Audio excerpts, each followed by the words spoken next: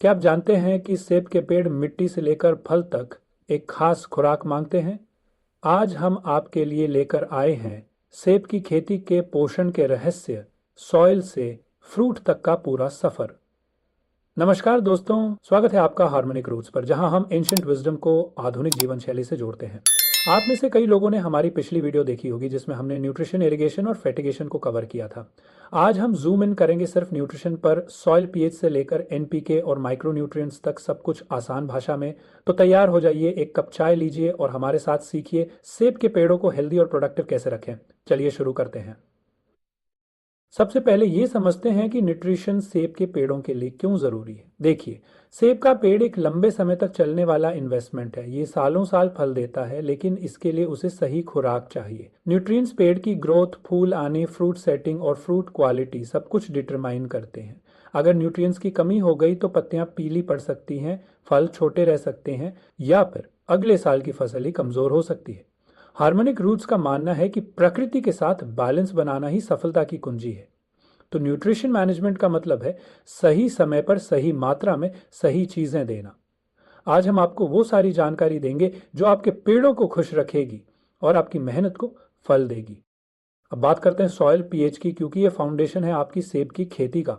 Soil pH एक scale है जो बताता है कि आपकी मिट्टी कितनी एसिडिक या अल्कलाइन है। सेब के पेड़ों के लिए आइडियल पीएच रेंज होता है 6 से 6.5। कुछ एक्सपर्ट्स कहते हैं कि 5.5 से 7 तक भी चल सकता है, लेकिन 6 से 6.5 में न्यूट्रिएंट सबसे अच्छे से अवेलेबल रहता है। अगर पीएच इस रेंज से नीचे चला जाए, माने मिट्टी ज़्यादा एसिडिक हो, तो कैल्शियम, मैग्नीशियम और फॉस्फोरस का अपटेक कम हो जाता है। और अगर पीएच ज़्यादा हो यानी एल्कलाइन, तो बोरोन, जिंक और आयरन जैसे माइक्रोन्यूट्रिएंट्स की कमी हो सकती है। हार्मोनिक रूट्स में हम मानते हैं कि मिट्टी को समझना पहला कदम है। सही पीएच के बिना सारे न्यूट्रिएंट्स बेकार हो सकते हैं। तो अगर पीएच सही नहीं है तो क्या करें? सबसे पहले तो सॉइल टेस्ट करवाओ। ये एक छोटा सा इन्वेस्टमेंट है जो आपको बता देगा कि आपकी मिट्टी में क्या कमी है। मान लीजिए सॉइल टेस्ट से पता चला कि पीएच 5.5 से कम है यानी एसिडिक। अब यहाँ लाइम का यूज़ करें। लाइम दो तरह की होती है, कैल्शियम बेस और magnesium base. Calcium base lime को कैल्सिटिक लाइम भी कहते हैं। ये पीएच को बढ़ाती है और कैल्शियम की सप्लाई करती है। लेकिन अगर सॉइल टेस्ट में मैग्नीशियम की भी कमी दिखे तो मैग्नीशियम बेस्ड लाइम यानी डोलोमिटिक लाइम डालें। ये पीएच ठीक करने के साथ साथ मैग्नीशियम भी देगी। लाइम को ब्रॉडकास्ट करके मिट्टी में अच्छे से मिला दें। हार्मोनिक रूट्स की सलाह है कि ये काम प्लांटिंग से कुछ महीने पहले या डॉर्मेंट सीजन में करें ताकि मिट्टी तैयार हो जाए। सॉइल पीएच के बाद बात करते हैं ऑर्गेनिक कार्बन की। ऑर्गेनिक कार्बन मिट्टी को फर्टील बनाता है, पानी रोकने की कैपेसिटी बढ़ाता है और न्यूट्रिएंट्स को अवेलेबल रखता है। सेब के पेड़ लंबे समय तक एक ही जगह रहते हैं, तो मिट्टी का हेल्थ बहुत मैटर करता है। इसके लिए कॉम्पोस्ट, गोबर या कवर क्रॉप्स जैसे क्लोवर या अल्फाल्फा डालें। हर साल थोड़ा ऑर्गेनिक मैटर ऐड करते रहें। हार्मोनिक रूट्स में हमारा मानना है कि प्रकृति का हर हिस्सा एक दूसरे से जुड़ा है। ऑर्गेनिक कार्बन से न सिर्फ नाइट्रोजन मिलेगा बल्कि सॉइल स्ट्रक्चर भी इंप्रूव होगा। कमी हो तो पेड़ कमजोर पड़ सकते हैं और फल का साइज और टेस्ट भी अफेक्ट हो सकता है, तो इसे इग्नोर मत करो। ये एक नेचुरल बूस्टर है आपके पेड़ों के लिए। अब आते हैं मेन न्यूट्रिएंट्स पर, एनपीके। ये तीनों मैक्रो न्यूट्रिएंट्स हैं जो हर पेड़ के लिए ज़रूरी हैं। नाइट्रोजन यानी एन ग्रोथ के लिए चाहिए, ये पत्तियों को हरा रखता है, शूट्स को बढ़ाता है और फ्रूट सेटिंग में हेल्प करता है। फॉस्फोरस यानी पी रूट्स को मजबूत करता है, एनर्जी ट्रांसफर में काम आता है और फल को मैच्योर होने में मदद करता है। पोटेशियम यानी के पेड़ को विगर देता है, डिजीज रेजिस्टेंस बढ़ाता है और फ्रूट क्वालिटी को इम्प्रूव करता है। हार्मोनिक रूट्स की सलाह है कि एनपीके को कॉम्बिनेशन में यूज करें। एक स्टार्टिंग पॉइंट हो सकता है 12-32-16, यानी 12 पार्ट्स नाइट्रोजन, 32 पार्ट्स फॉस्फोरस और 16 पार्ट्स पोटेशियम, क्योंकि इसमें फॉस्फोरस रूट्स के लिए अच्छा है, खासकर नए पेड़ों के लिए, और पोटेशियम फ्रूट क्वालिटी के लिए पर्याप्त है। मैच्योर पेड़ों के लिए फॉस्फोरस की जरूरत थोड़ी कम हो सकती है, तो सॉइल टेस्ट जरूर करें ताकि आपकी मिट्टी और पेड़ की जरूरत के हिसाब से एडजस्ट हो सके। नाइट्रोजन की बात करें तो ये सेब के लिए बहुत क्रिटिकल है। पोस्ट हार्वेस्ट नाइट्रोजन डालना जरूरी है ताकि पेड़ अगले साल की फसल के लिए रिजर्व्स बना सके। बट बर्स्ट पर भी नाइट्रोजन चाहिए जब नई ग्रोथ शुरू होती है। एप्लीकेशन का तरीका है ब्रॉडकास्ट, यानी पेड़ के नीचे इवनली फैलाना। लेकिन अगर आपके फील्ड स्लोपिंग है तो ड्रेनेज का इशू हो सकता है। नाइट्रोजन पानी के साथ बह सकता है, तो हार्मोनिक रूट्स की टिप है कि स्प्लिट एप्लीकेशंस करें, थोड़ा थोड़ा कई बार डालें। सोर्सेज की बात करें तो यूरिया एक कॉमन ऑप्शन है। ये एमोनिया बेस है जो सॉइल में नाइट्रेट बनता है, पर प्रॉब्लम ये है कि यूरिया पीएच को लोअर कर देता है। अल्टरनेटिव है कैल्शियम नाइट्रेट। ये पीएच को अफेक्ट नहीं करता और कैल्शियम भी देता है। नाइट्रोजन के कुछ स्पेशल केसेस भी हैं। मान लीजिए ड्राउट हो रहा है, पानी की कमी से सॉइल से नाइट्रोजन का अपटेक कम हो जाता है। ऐसे में हार्मोनिक रूट सुझाव देता है कि यूरिया का फोलियर स्प्रे करें। फोलियर स्प्रे सीधे पत्तियों पर जाता है तो मॉइस्चर डेफिशिएंसी की प्रॉब्लम नहीं रहती। एक और बात, फ्रूट सेटिंग के लिए नाइट्रोजन बहुत ज़रूरी है। इसके साथ बोरॉन, जिंक और वाटर का बैलेंस भी चाहिए। तो बड बर्स्ट और पोस्ट हार्वेस्ट पर नाइट्रोजन डालें और ड्राउट में फोलियर स्प्रे का यूज़ करें। कैल्शियम नाइट्रेट स्लोपिंग फील्ड्स के लिए बेटर है क्योंकि ये ड्रेन होने से बचाता है और फ्रूट क्वालिटी को बूस्ट करता है।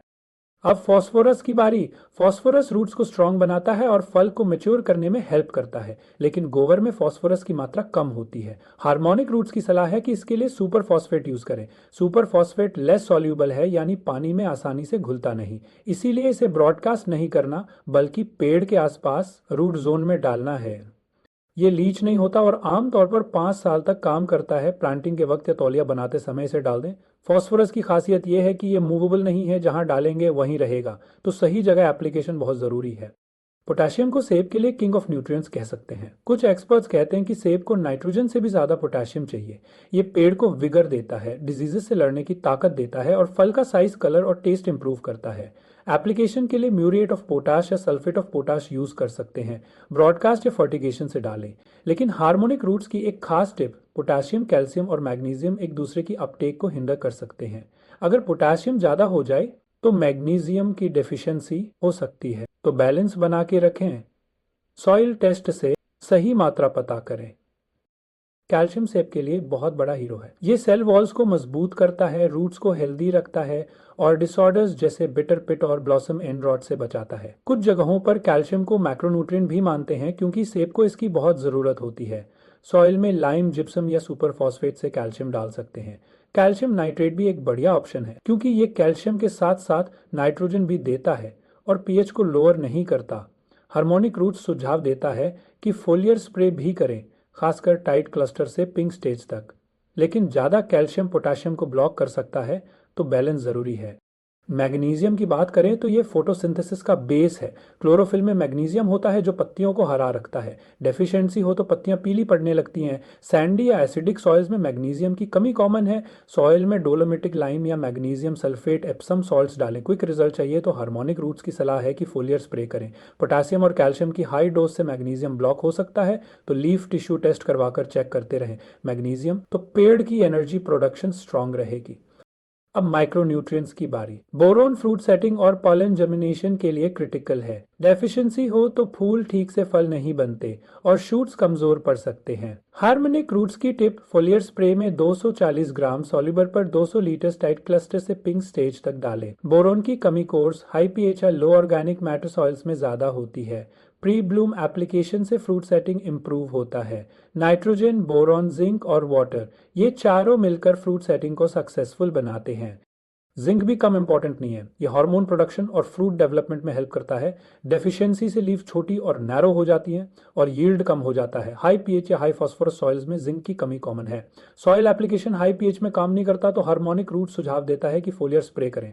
चिलेटेड जिंक जैसे ZnEDTA टाइट क्लस्टर से पिंक स्टेज तक स्प्रे करें। जिंक डेफिशिएंसी के सिम्टम्स दिखें तो तुरंत एक्शन लें, वरना फसल पर असर पड़ेगा।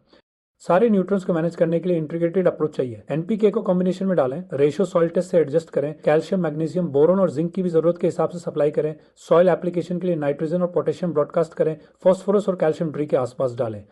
हार्मोनिक रूट्स की सलाह है कि फोलियर स्प्रेज क्विक करेक्शन के लिए यूज करें, जैसे ड्राउट में यूरिया या प्री ब्लूम में कैल्शियम, बोरॉन और जिंक। स्प्लिट एप्लीकेशन से लीचिंग कम करें। हर साल सॉइल और लीफ टिश्यू टेस्ट करवाएं। लीफ टेस्ट पेटल फॉल के 60 से 70 दिन बाद आइडियल है। कुछ प्रैक्टिकल टिप्स, स्लोपिंग फील्ड्स में नाइट्रोजन ड्रेन हो सकता है तो कैल्शियम नाइट्रेट यूज करें और स्प्लिट एप्लीकेशंस करें। ड्राउट में हार्मोनिक रूट्स की टिप है कि फोलियर यूरिया स्प्रे से नाइट्रोजन की कमी पूरी करें। ऑर्गेनिक कार्बन के लिए कॉम्पोस्ट या कवर क्रॉप्स डालें, ये लॉन्ग टर्म फर्टिलिटी देगा। फ्रूट सेटिंग के लिए नाइट्रोजन, बोरॉन, जिंक और वाटर का बैलेंस बनाएं। कैल्शियम और पोटाशियम का कंपटीशन का ध्यान रखें। सॉइल टेस्ट से सही मात्रा फिक्स करें। गोबर में फास्फोरस कम होता है तो सुपर फॉस्फेट जरूर डालें। ये सारे टिप्स आपकी ऑर्चर्ड को नेक्स्ट लेवल पे ले जाएंगे। तो दोस्तों ये थी सेब के पेड़ों की न्यूट्रिशन मैनेजमेंट की पूरी गाइड। सॉइल पीएच से लेकर एनपीके, कैल्शियम, मैग्नीशियम, बोरॉन और जिंक तक हमने सब कुछ डिटेल में कवर किया। अगर आप इन स्टेप्स को फॉलो करेंगे तो आपकी ऑर्चर्ड से शानदार फसल मिलेगी। वीडियो पसंद आई हो तो लाइक करें, चैनल सब्सक्राइब करें और बेल आइकन प्रेस करना ना भूलें। अपने क्वेश्चंस और सजेशंस कमेंट्स में लिखें, हम आपकी शंकाओं को दूर करने की कोशिश करेंगे। मिलते हैं अगली वीडियो में, तब तक हैप्पी फार्मिंग और अपनी सेब के पेड़ों का ख्याल रखें।